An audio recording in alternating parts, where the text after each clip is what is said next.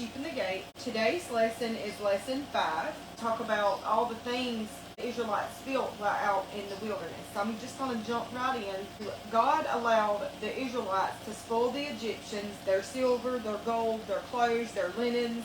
This was a fulfillment in prophecy to Abraham whenever he told him that he would have great possessions, that the Israelites got the great possessions, not necessarily Abraham, but his seed. The Lord said, "Vengeance is mine," saith the Lord. He told him he would give him provision for the journey, to give the Israelites provision for their journey. And he was going to have them to construct the temple, the tabernacle, which is the temple. This temple or tabernacle was literally a church on wheels. And it's so neat to me whenever you get in there and you're studying it and you're reading it, you know, everything that they built. God gave them directions. He gave them a pattern to go by and told them directions down to the color, down to the placement of everything. This was showing God's faithfulness, God's power, and His justice. And it showed His provision, and it showed how God cares for His people. God loves us, y'all. They would build the tabernacle, they would build the Ark of the Covenant, they would build candlesticks, the altar, the veil, the court of the tabernacle. They would give the oil for the lamp. They would make the priestly garments for Aaron and his sons, and the priests to come after that. They would make the priest's breastplates and everything that the priest would need, like the robes and the table. And we will get into all of that. Now, there is a lot of reading because there was just no way for me to explain it or really get into this lesson without having a lot of reading. To spoil means to strip away goods or to strip away possessions. That's what to spoil means. This was God's favor on Israel. Exodus 12:35 and 36. It says, "And the children of Israel did according to the word of Moses, and they borrowed of the Egyptians as jewels of silver and of jewels of gold and raiment. And the Lord gave the people favor in the sight of the Egyptians, so that they lent unto them such things as they required, and they spoiled the Egyptians." Now this was right before they fled out of Egypt. And read about Moses at the burning bush. And this is going to be Exodus 3:1 through 22. Now Moses kept the flock of Jethro, his father-in-law, and he was the priest of Midian, and he led the flock to the backside of the desert. And he came to the mountain of God, even to Horeb. And the angel of the Lord appeared unto him in a flame of fire out of the midst of a bush.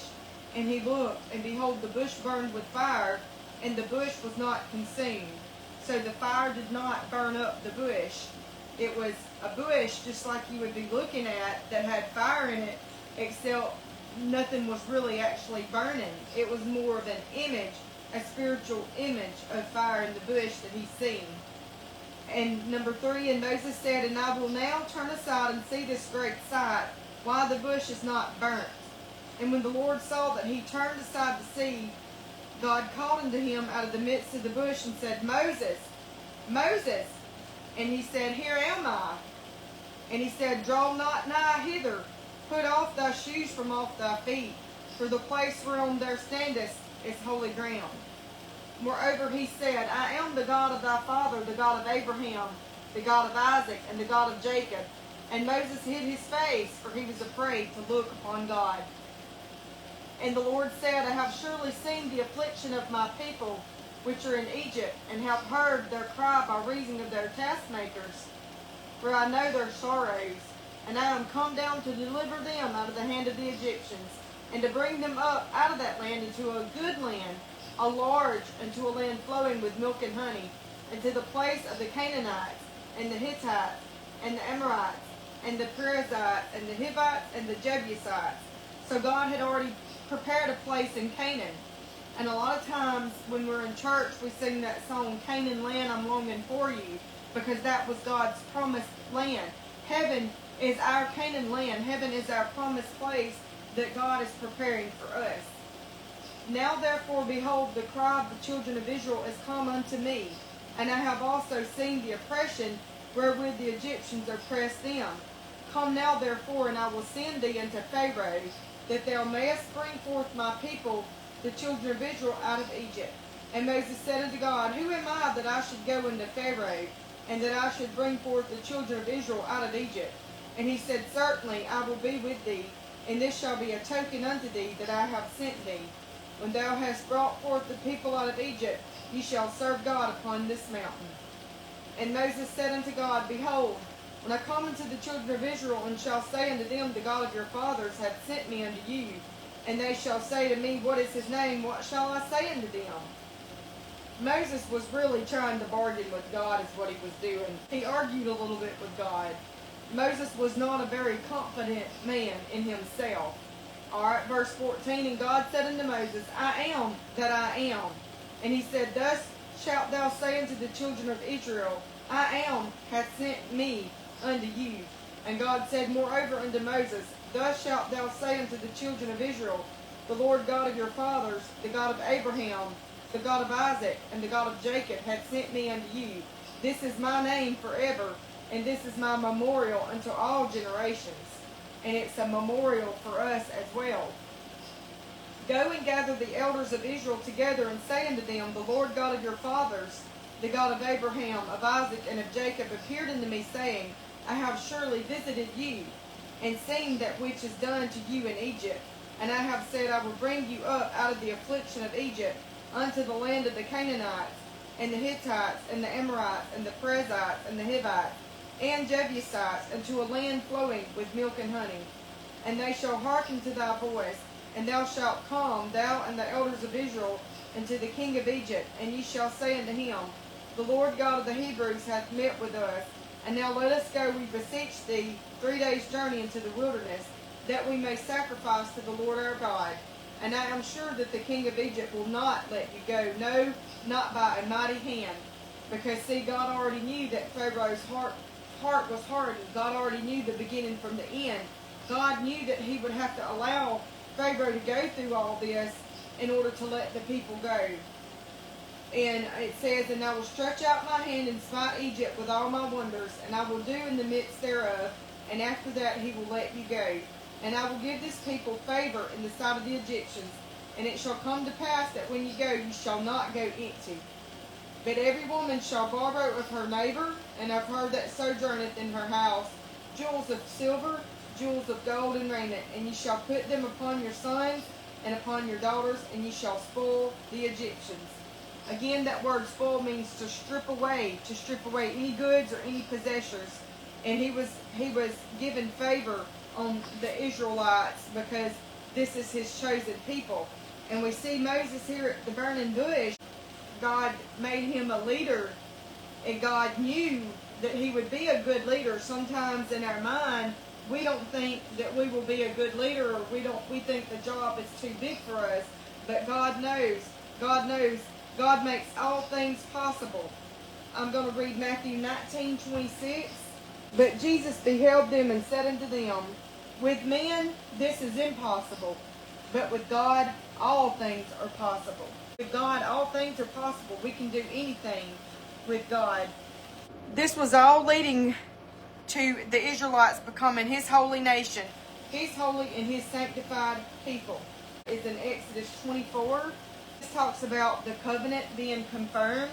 In my other lessons I said that God was making a covenant with the Israelites. He was making a covenant with Moses, and that covenant was leading, it all leads to Jesus coming to the earth and Jesus dying on the cross. 1-4. And he said unto Moses, Come up unto the Lord, thou and Aaron, Nadab and Abihu, and 70 of the elders of Israel, and worship ye afar off. And Moses alone shall come near the Lord, but they shall not come nigh, neither shall the people go up with him.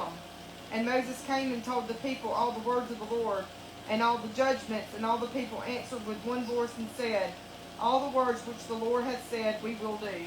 Verse 10 and verse 12. And they saw the God of Israel, and there was under his feet as if it were a paved work of sapphire stone, and as it were the body of heaven in his clearness. And the Lord said unto Moses, Come up to me into the mount, and be there, and I will give thee tables of stone, and a law, and commandments which I have written, that thou mayest teach them. This was the 10 Commandments this was the law that he had given them. Exodus 25, this is talking about the offering for the tabernacle. This is the tabernacle or the temple first being constructed. He gives them, like I said, he gives exact directions all down to the measurements. He gives them the colors they are to use and everything. And the Lord spake unto Moses, saying, Speak unto the children of Israel, that they bring me an offering of every man that giveth it willingly with his heart. Ye shall take my offering, and this is the offering which ye shall take of them: gold, and silver, and brass, and blue, and purple, and scarlet, and fine linen, and goats' hairs, and ram skin dyed red, and badgers' skins, and shittim wood, oil for the light, spices for anointing oil, and for sweet incense, onyx stones, and stones to be set in the ephod and in the breastplate. And now he's talking about what the priest would wear here. Let them make me a sanctuary, that I may dwell among them, according to all that I show thee, after the pattern of the tabernacle, and the pattern of all the instruments thereof, even so shall ye make it. So see, he's giving them the pattern and telling them, down to the very last detail, to the last minute detail. God has given all of this to Moses to make. Alright, and then in 25:10, this is talking about the Ark of the Covenant. And they shall make an ark of shittim wood. This is just a certain type of wood. It come out of a certain tree, that would have been right there. Like here we have pine trees, pecan trees. This shittim wood was just a certain type of tree. And he said, make it 2 cubits and a half for the length. And a cubit, I looked it up, it said a cubit is about from a man's wrist to his elbow. So it's about a foot. I mean, it's mine's not that big, but you think a big man's from their wrist to their elbow, it's about a foot.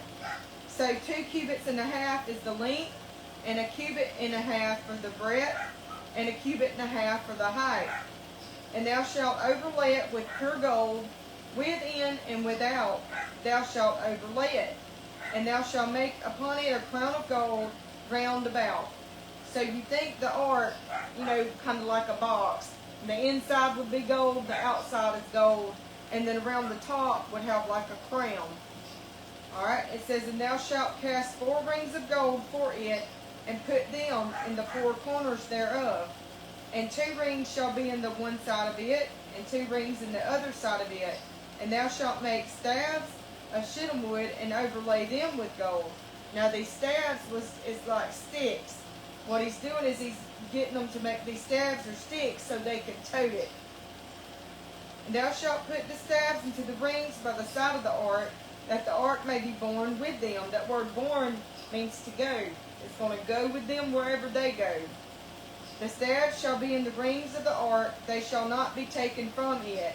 And thou shalt put into the ark the testimony which I shall give thee. Alright, what is the testimony? It's the second set of the 10 Commandments. It was the Torah. It was the law. It's going to go into this ark. That's how holy that these commandments were.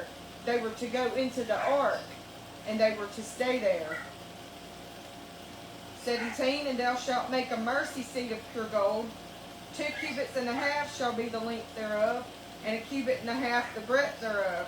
And thou shalt make 2 cherubims of gold, of beaten work shalt thou make them in the 2 ends of the mercy seat. And make 1 cherub on the one end, and the other cherub on the other end. Even of the mercy seat shall you make the cherubims on the 2 ends thereof. And the cherubims shall stretch forth their wings on high, covering the mercy seat with their wings, and their faces shall look one to another toward the mercy seat, shall the faces of the cherubims be. And thou shalt put the mercy seat above upon the ark, and in the ark thou shalt put the testimony that I shall give thee. Alright, so on top of this ark would be like a seat, and he told them how to make it, and on each side of the seat is going to be these cherubims, and they would be facing the seat and facing each other kind of too. So like my head, if my head was the seat, the angels would be like right here looking at it. And there I will meet with thee, and will commune with thee from above, the mercy seat from between the two cherubims which are upon the ark of the testimony, of all things which I will give thee in commandment unto the children of Israel. So God said He's going to commune with them. He was going to come down.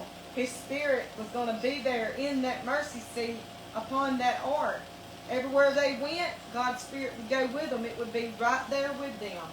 Alright, the next thing we see that He gets them to make is the table. In 23 it says, Thou shalt make a table of shittim wood. 2 cubits shall be the length thereof, and a cubit the breadth thereof, and a cubit and a half the height thereof. And thou shalt overlay it with pure gold, and make thereto a crown of gold round about.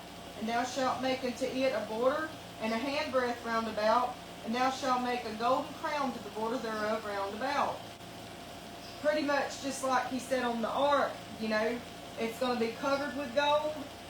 The whole thing is going to be of gold, and then it's going to have that crown, made on top of it too of pure gold. It says the crown would be the border round about it. So when I think about a table with a crown, I'm thinking about, like, say this piece of paper was the table, it would have, the crown would be like on the outside of the table, going all the way around it. That's, when I think about it, that's what I think about. Like, how like a crown's got, like, you've seen tables that looks like that, and it has like a border all the way around it with like little, I hope y'all know what I'm talking about. Number 26, and thou shalt make for it 4 rings of gold, and put the rings in the 4 corners that are on the 4 feet thereof. Over against the border shall the rings be for the places of the staffs to bear the table. Again, they were going to be carrying the table. And thou shalt make the staves of shittim wood, and overlay them with gold, that the table may be borne with them. That word borne simply means to go. It's going to go with them. And thou shalt make the dishes thereof, and spoons thereof, and covers thereof, and bowls thereof, to cover withal of pure gold. Thou shalt make them, and thou shalt set upon the table shewbread before me always. All of these instruments, the spoons, and all of this stuff that they're making, this was for the sacrifices. They had to have the table, they had to have the bowls, the spoons, and all that, and the knives and all this stuff, because this was for the sacrifices. Alright, and He said, you should have the showbread before me always. I'm going to look up Leviticus 24, 5 and 6. And thou shalt take fine flour, and bake 12 cakes thereof. 2 tenths shall be in 1 cake, and thou shalt set them in 2 rows, 6 on a row upon the pure table before the Lord. And thou shalt put pure frankincense upon each row, that it may be on the bread for a memorial, even an offering made by fire unto the Lord. So this was the showbread that they're putting on the table. And the Lord says, you shall set it before me always. So they had to keep it on there always. The candlestick. And thou shalt make a candlestick of pure gold. Of beaten work shall the candlestick be made. His shaft, that's the bottom part. The branches, his bowls, his knobs, his flowers shall be of the same. And 6 branches shall come out of the sides of it, the 3 branches of the candlestick out of the one side, and the 3 branches of the candlestick out of the other side. 3 bowls made like unto almonds, with a knob and a flower in one branch, and 3 bowls made like almonds in the other branch, with a knob and a flower. When I think about this, I'm thinking about, I should have brought it over here. I have this little candle thing. It's like a little candelabra. It's like 3 of them that goes up, and they kind of circle around each other. But on the top of it, it has like a little round thing with like metal flower, like petal looking things that comes up the side of it, and you stick your candle down in that little metal thing. And it wasn't just like a plain candle holder. This thing was beautiful, y'all. It says 3 bowls made like unto almonds, with a knot and a flower in one branch, 3 bowls made like almonds in the other branch, with a knot and a flower. So in the 6 branches that come out of the candlestick, and in the candlestick shall be 4 bowls made like unto almonds, with their knots and their flowers, and there shall be a knot under 2 branches of the same, and a knot under 2 branches of the same, and a knot under 2 branches of the same, according to the 6 branches that proceeded out of the candlestick. Their knots and their branches shall be of the same.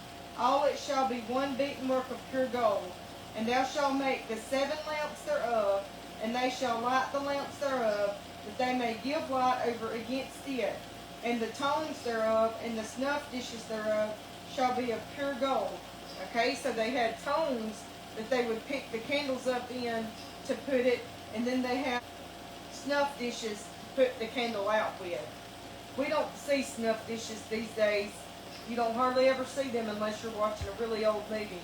But way back in the Bible days and in the early 1800s, I'm sure the 1700s, 1800s, early 1900s, they had those snuff dishes, and they would just go and it would put the candle out. It says, and the tongues thereof and the snuff dishes thereof shall be of pure gold. Of a talent of pure gold shall he make it with all these vessels. And look that thou make them after their pattern which was showed thee in the mount. Okay, so God has given them specific instructions of what to do. You know, He's telling them right down, like I said, to the minute detail on what to make. So they've got the ark, they've got the candlestick, they've got the table, you know, they've got all these candles and stuff they're making. And the next thing is going to be the tabernacle that they'll be making. Place where the Holy of Holies would be, where the priests would go in to offer, you know, offer up the prayers to the Lord, you know. Like I said, they did not do the sacrifices inside of the tabernacle or the temple. The killing of the animal was always outside, because that would make them impure or unclean. And then they would have to go through a whole entire week of making themselves clean before they could come back into the camp. Moreover, thou shalt make the tabernacle with 10 curtains of fine twined linen, blue, purple, scarlet, with cherubims of cunning work shalt thou make them. Now I want y'all to listen about these curtains, because these curtains that they talk about, that they put all the way around and on the inside, it's just so beautiful to me. I can picture it in my mind as I read. The length of one curtain shall be 8 and 20 cubits, and the breadth of one curtain 4 cubits. So think about 4 foot wide, 28 feet long. That's a pretty big curtain. And every one of the curtains shall have one measure. So it's one curtain is that size. The 5 curtains shall be coupled together one to another, and another 5 curtains shall be coupled one to another. And thou shalt make loops of blue upon the edge of one curtain from the selvage in the coupling, and likewise shalt thou make in the uttermost edge of another curtain in the coupling of the second. 50 loops shalt thou make in the one curtain, and 50 loops shalt thou make in the edge of the curtain that is in the coupling of the second, that the loops may take hold one of another. So it's going to have 50 loops all the way across. You know, the loops is the holes at the top. And that's how they're, you know, put them together, is through them. Thou shalt make 50 taches of gold, and couple the curtains together with the taches, and it shall be one tabernacle. Okay, that taches is like a cord. It's like a gold-looking cord. Thou shalt make curtains of goats' hair to be a covering upon the tabernacle. 11 curtains shalt thou make. The length of one curtain shall be 30 cubits, and the breadth of the one curtain 4 cubits. Okay, so here's other curtains that they're making. It's going to be 4 foot wide by 30 feet long. The 11 curtains shall be all of one measure. And thou shalt couple 5 curtains by themselves, and 6 curtains by themselves, and shalt double the 6th curtain in the forefront of the tabernacle. And when you think about this, it would have been like a square, all the way around, square. And thou shalt make 50 loops on the edge of the one curtain that is outmost in the coupling, and 50 loops in the edge of the curtain which coupleth the second. And thou shalt make 50 taches of brass, and put the taches into the loops, and couple the tent together, that it may be one. Okay, so this is different. This is taches of brass. And the remnant that remaineth of the curtains of the tent, the half curtain that remaineth shall hang over the back side of the tabernacle. And a cubit on the one side, and a cubit on the other side of that which remaineth in the length of the curtains of the tent.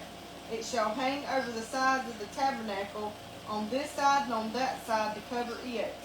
And thou shalt make a covering for the tent of rams' skins dyed red, and a covering above of badger skins. So it would literally be covered completely up. And thou shalt make boards for the tabernacle of shittim wood, standing up. 10 cubits shall be the length of a board, and a cubit and a half shall be the breadth of one board. 2 tenons shall there be in one board, set in order one against another. Thus shalt thou make for all the boards of the tabernacle. Alright, I'm going to stop right there, y'all. And this was, this would be where they would go, to worship God, And like I said, this was just a temporary fix for them until Jesus could come. Hey, y'all. I am just going to jump right on in here, y'all. So I'm continuing on with lesson 5 of the last sheep in the gate. I didn't quite get to finish my lesson for Wednesday. I'm going to reread where Moses is on the mount and he's talking to God, and that's in Exodus 24, so that's back a couple of chapters from where we were at. And I'm going to read Exodus 24, verse 15 through 18. And Moses went up to the mount, and a cloud covered the mount, and the glory of the Lord abode upon Mount Sinai. That's where he was at, Mount Sinai. And the cloud covered it 6 days, and the 7th day he called unto Moses out of the midst of the cloud. So Moses was on this mountain for 6 days before God called him. And the sight of the glory of the Lord was like devouring fire on the top of the mount in the eyes of the children of Israel. So could you imagine them down below Mount Sinai looking up and seeing this glory of the Lord literally looking like devouring fire? And that always reminds me in Acts, where the Holy Ghost comes down and he talks about, the tongues of fire. And it says, and Moses went to the midst of the cloud and gat him up into the mount. And Moses was in the mount for 40 days and 40 nights. And then I got part of the way on the tabernacle on Wednesday.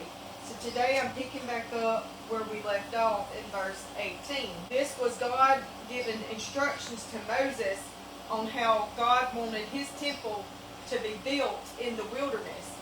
Now mind you, while God's telling Moses all of this, Moses is on the mountain and he's up there for 40 days and 40 nights with God telling him all these instructions. Like I said on Wednesday, he gives him every little detail, every little pattern, down to the very minute detail of every little thing he was to help the children of Israel build. Well, let me read this first. I had wrote this down. I said, we talked about offerings for the tabernacle, the Ark of the Covenant, the table, and the candlestick. We are finishing up with the tabernacle in verse 18 of Exodus 26. We still have the altar of sacrifice, the court of the tabernacle, the oil for the lamp, the priest's garments, the priest's breastplate, the priest's robes, and the altar of incense, the laver, the oil and the perfume, and the appointment of the workmen and the Sabbath to go through in this lesson. So it still may take me a couple of days to get through all of this. So 26 of Exodus, verse 18, and thou shalt make the boards for the tabernacle, 20 boards on the south side southward, and thou shalt make 40 sockets of silver under the 20 boards, 2 sockets under one board for his 2 tenons, and 2 sockets under another board for his 2 tenons. And so he's basically just telling them how to put the boards together.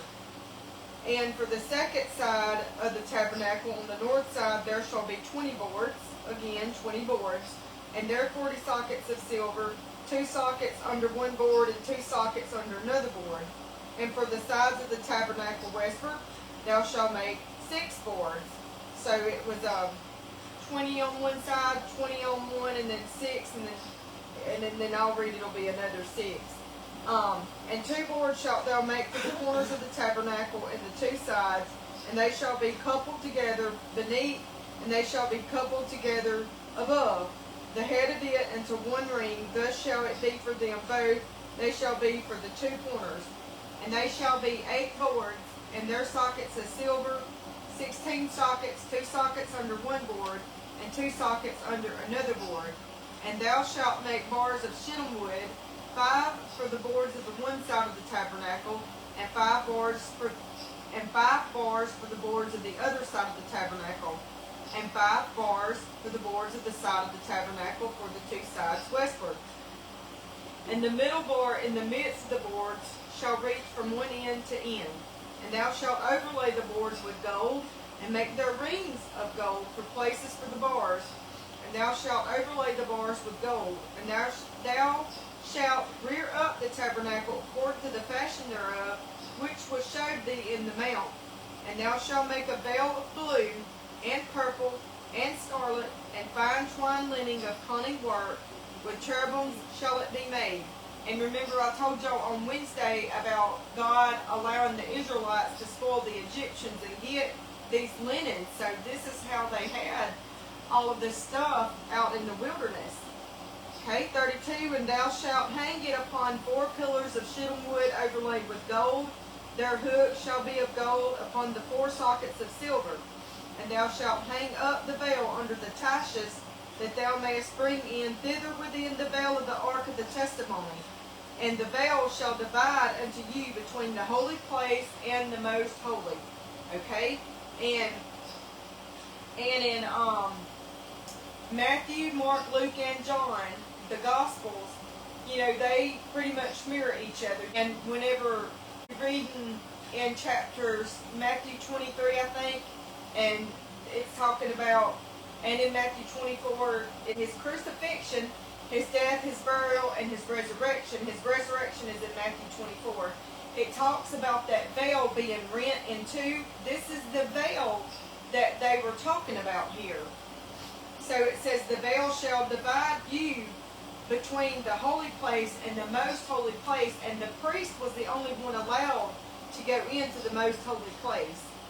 And thou shalt put the mercy seat upon the ark of the testimony in the most holy place, and thou shalt set the table without the veil, and the candlestick over against the table on the side of the tabernacle toward the south. And thou shalt put the table on the north side.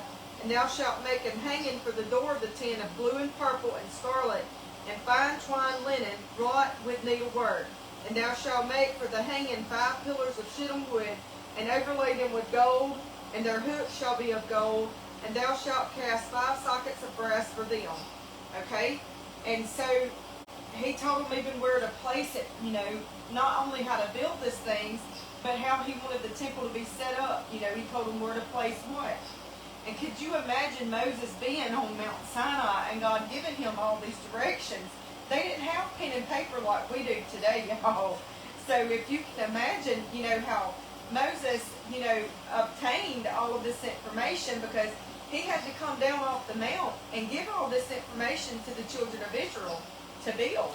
And it had to be every single detail that God was giving him. Alright, the altar. And thou shalt make an altar of shittim wood, 5 cubits long and 5 cubits broad.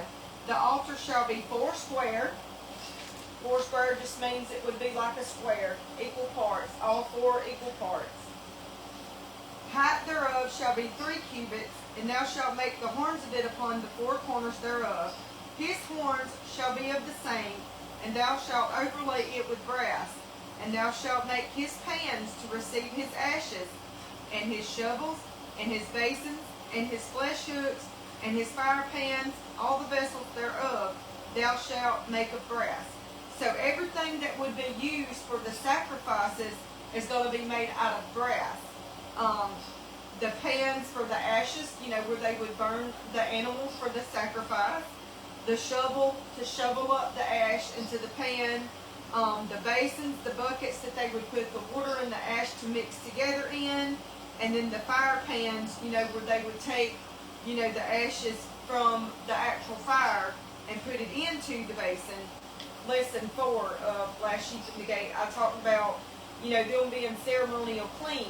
They had to be ceremonial clean, and they would take the burnt ashes and they would take water and they would mix this together, and the priest would sprinkle it on day 3 and day 7, and they had a ritual that they went through for those 7 days of fasting and prayer before they would be considered clean.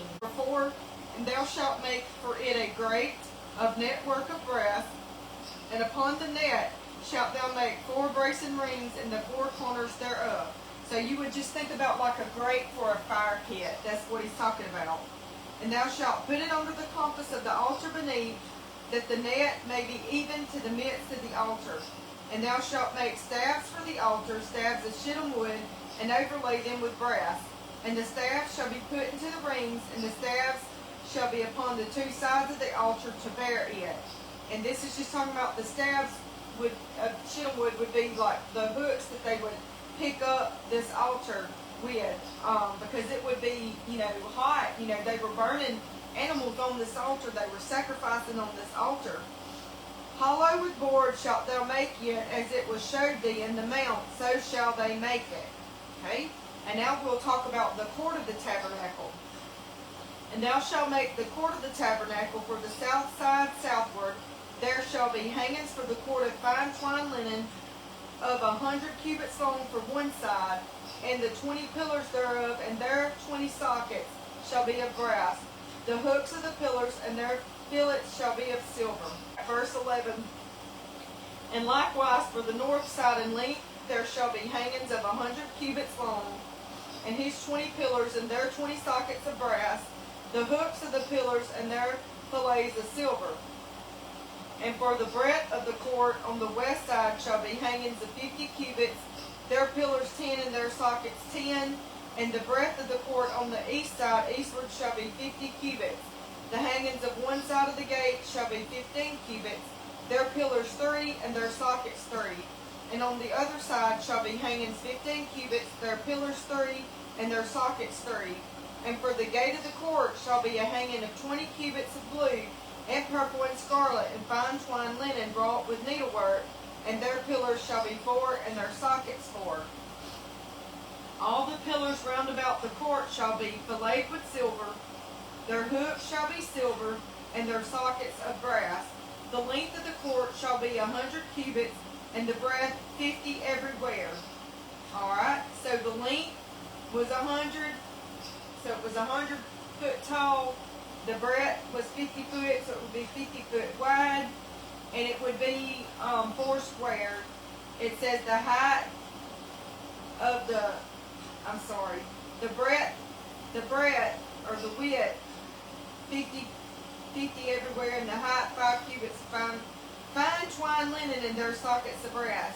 All the vessels of the tabernacle and all the service thereof, and all the pins thereof, and all the pins of the court shall be of brass. So if you ever sewed and you ever put together anything, for instance, like curtains that has them big old rings in it, that goes on the big long bar, that's what I kind of imagine here that he's talking about. That this was the outer court. You had the most holy of holies right in the middle. Then you had another inward part was the holies, and then the outward part is the court. So the court of the tabernacle. So this temple on wheels, if you will, it really wasn't on wheels. They would bear it up with big old poles, and they would actually walk with it.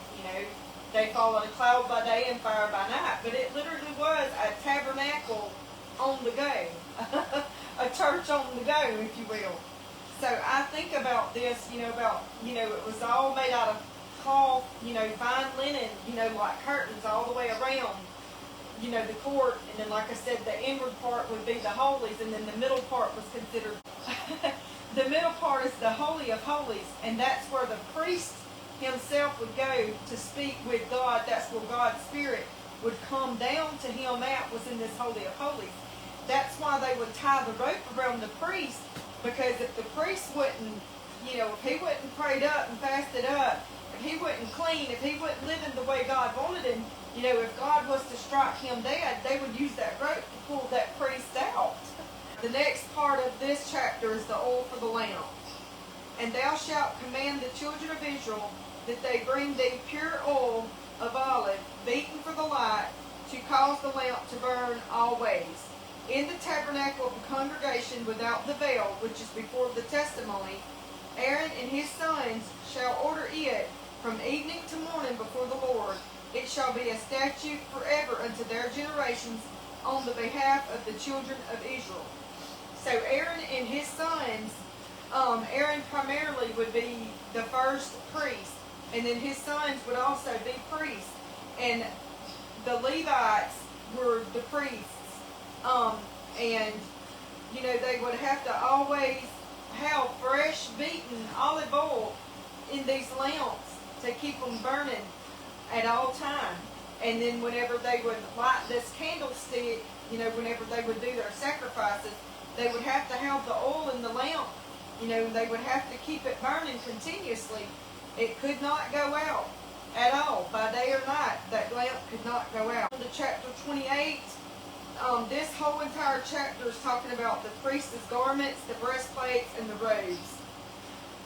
Okay, and take thou unto thee Aaron thy brother, and his sons with him, from among the children of Israel, that he may minister unto me in the priest's office, even Aaron, Nadab, and Abihu, Eleazar, and Ithamar, Aaron's sons. So all of these were Aaron's sons. And thou shalt make holy garments for Aaron thy brother, for glory and for beauty. So, I'm going to stop right there a minute because I'm going to say something. When we're in church, God says to give him his best, y'all. I know a lot of people says, oh baby, just come as you are. Well, yes, I agree with that. You know, if it's a sinner, come as you are. But if you're a saved person living for God and you have, you know, the Holy Ghost and you're living for God, I think you should do your very best to look good. To dress modest, dress holy, and to look good. That's what God requires of us, y'all. Alright, 3. And thou shalt speak unto all that are wise-hearted, whom I have filled with the spirit of wisdom, that they may make Aaron's garments to consecrate him, that he may minister unto me in the priest's office. So God had put this knowledge into these Israelites, and he puts knowledge into us today too, to know how to do things. You know, each person has a specific gift. They have a specific calling that God calls them to do. These are the garments which they shall make: a breastplate, and an ephod, and a robe, and a broidered coat, a mitre, and a girdle. And they shall make holy garments for Aaron thy brother and his sons, that he may minister unto me in the priest's office. And they shall take gold and blue and purple and scarlet and fine linen. And they shall make the ephod of gold, of blue, and of purple, and of scarlet, and fine twined linen with cunning work. It shall have the 2 shoulder pieces thereof joined at the 2 edges thereof, and so it shall be joined together. So it was up here on the shoulder is what it's talking about. And the curious girdle of the ephod, which is upon it, shall be of the same according to the work thereof, even of gold, of blue, purple, scarlet, and fine twined linen. And thou shalt take 2 onyx stones, and grave on them the names of the children of Israel. 6 of their names on one stone, and the other 6 names of the rest on the other stone, according to their birth. Okay, so instead of going by order of who they were born to, you know, like we've talked about before, you know, Jacob or Israel was married to Leah first because he thought he was getting Rachel, but he didn't. He got Leah first. Then a week later he got Rachel, even though he had to work 14 years total for both of these women. And then we know that both of them gave their handmaids. And so they actually go according to the birth on these stones. So he would have 1 stone on one side and 1 stone on the other. Alright, with the work of an engraver in stone, like the engravings of a signet, shalt thou engrave the 2 stones with the names of the children of Israel. Thou shalt make them to be set in ouches of gold. So a signet is like a signet ring.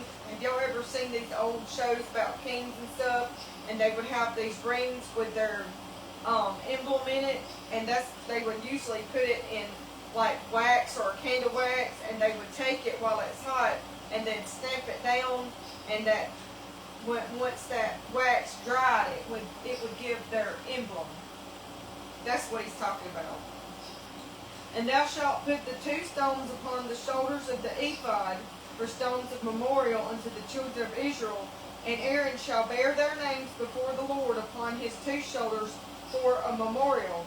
And thou shalt make ouches of gold, and 2 chains of pure gold at the ends of wreathen work shalt thou make them, and fasten the wreathen chains to the ouches.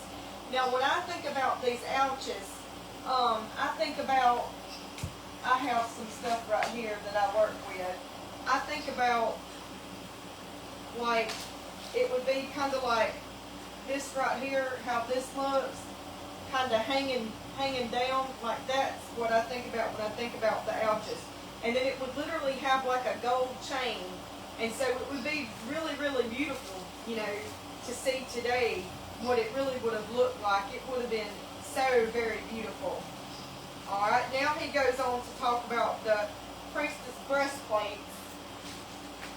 And thou shalt make the breastplate of judgment with cunning work, after the work of the ephod. Thou shalt make it of gold, of blue, and of purple, and of scarlet, and of fine twined linen thou shalt make it. 4 square it shall be, being doubled. A span shall be the length thereof, and a span shall be the breadth thereof. And it would be like the span of a man's hand, is what he's talking about there. Now my hands are small, but a man's hand would cover his entire chest, and that's what he's talking about. And thou shalt set in it settings of stones, even 4 rows of stones. The first row shall be a sardius, a topaz, a carbuncle. This shall be the first row. The second row shall be an emerald, a sapphire, and a diamond. The third row a lagar, an agate, and an amethyst. The 4th row a beryl, and an onyx, and a jasper. And they shall be set in gold in their enclosures. So he would have 12 stones. Okay? 4 rows with 3 stones. So that's 3, 6, 9, 10, 11, 12. So 4 rows of stones in this breastplate. Okay, it says, and the stones shall be with the names of the children of Israel, 12, according to their names, like the engravings of a signet, every one with his name, shall they be according to the 12 tribes. So not only will he have 6 names here and 6 names here, he would have 4 rows, 3 in each row, total of 12, with their names from the beginning of birth on the breastplate in these stones. And thou shalt make upon the breastplate chains at the ends of wreathen work of pure gold.